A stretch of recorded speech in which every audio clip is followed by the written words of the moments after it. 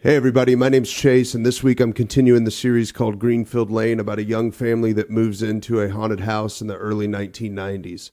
So the father of the family was always really into motorsports. He always had a hot rod or two in the garage or a race car or something he could tinker on the weekends to get his frustration out. One Saturday evening, he decides he's going to go downstairs into the basement and work on one of his cars.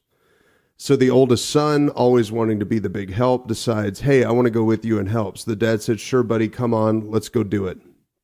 They work on the car for a couple hours and they decide, it's time to wrap it up for the night. Now, previously, I've described that the driveway leads to a two-car garage. So it's single door, man door in the center.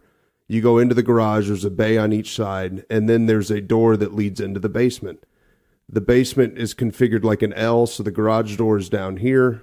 It leads to a rec room up here, and this way leads to the stairs that go upstairs. So they start closing the garage doors, turning off the lights, and they open the man door to go into the house. What they both see is pretty shocking. So on the L here, they're down here, they open the door to look, and there's no lights on inside the basement at all at this point. They were going to open the door, reach in, flip the switch, turn the lights on.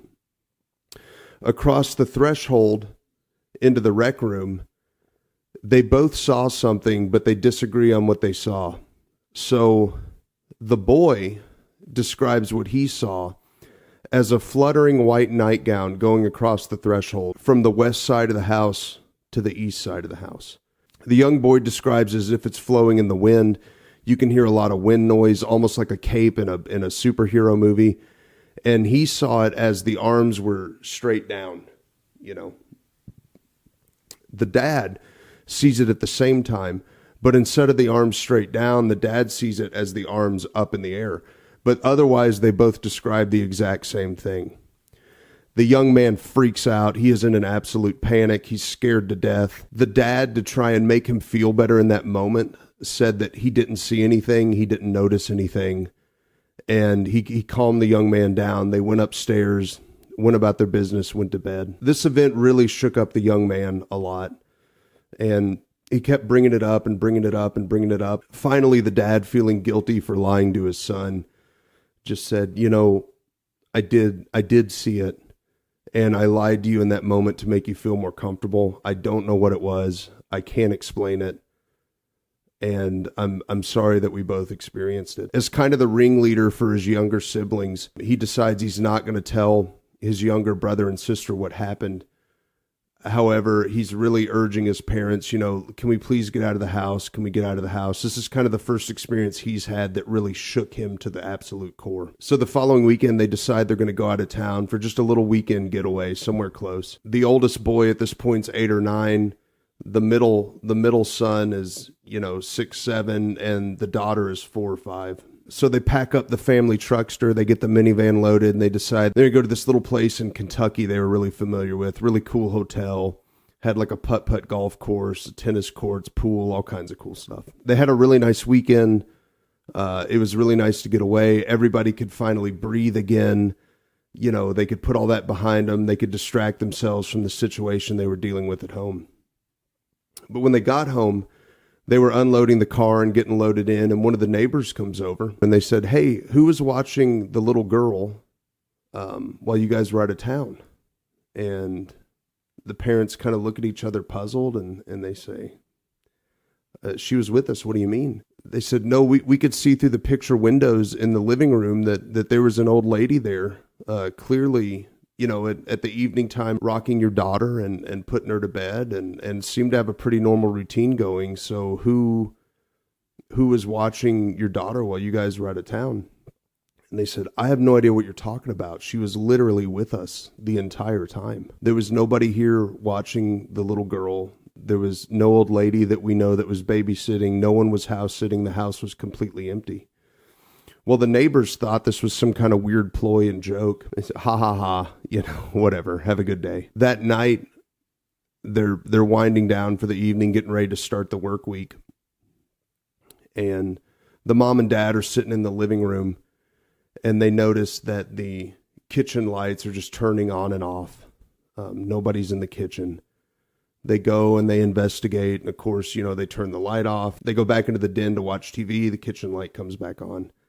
They thought, that's minor. We'll just deal with it. We'll pretend to ignore it. A few moments later, they hear their daughter absolutely screaming, and they belt out from the living room, go down the hallway. First door on the right is their daughter's room. And she's just pointing.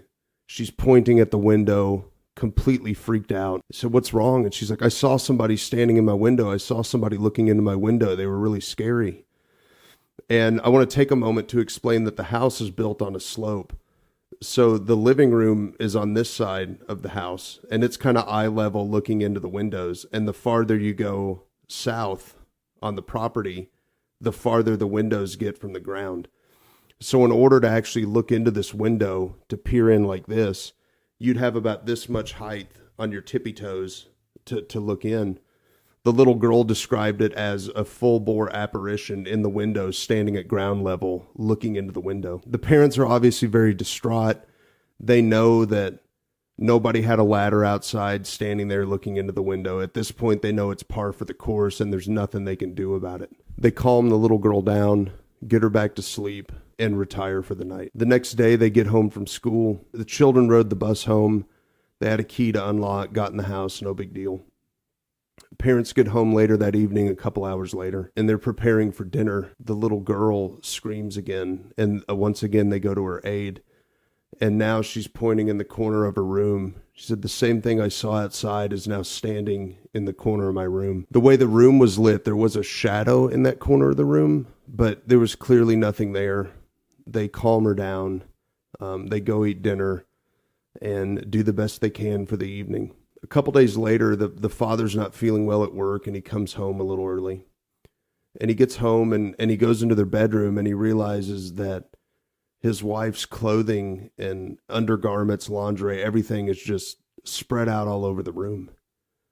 And he can't figure it out. So he calls his wife at work. Again, this is pre-cell phone. This is the 90s. Calls his wife at work, said, "Hey, did you come home on your lunch or something?" She said, "No, why?" He's like, "All your stuff is just thrown all around the room. I honestly just thought maybe you came home real quick. You were looking to change clothes, had to leave in a panic because you were in a rush."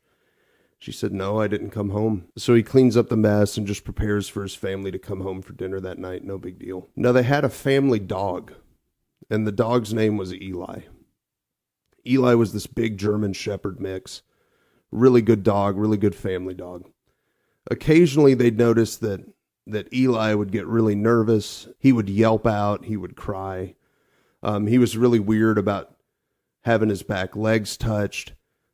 He got really nervous if he was laying on the bed and somebody put their arm under the cover near him. He had little triggers, but overall he was a pretty centered, pretty sharp dog. The father one day is walking upstairs from the basement. He had to go down and swap the laundry. And he's walking upstairs. And he hears the dog spaz out, like someone touched his rear legs, and the dog's crying and knocks over a chair, and, just chaos, right? And he hears his wife go, "Eli, honey, are you okay?"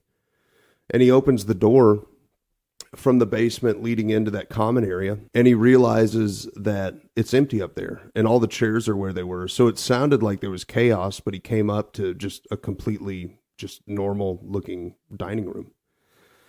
He goes out into the backyard, and he sees, his two sons out there playing, and the dog's with them, and they're outside playing in the backyard. They're having a big time. They're throwing frisbee.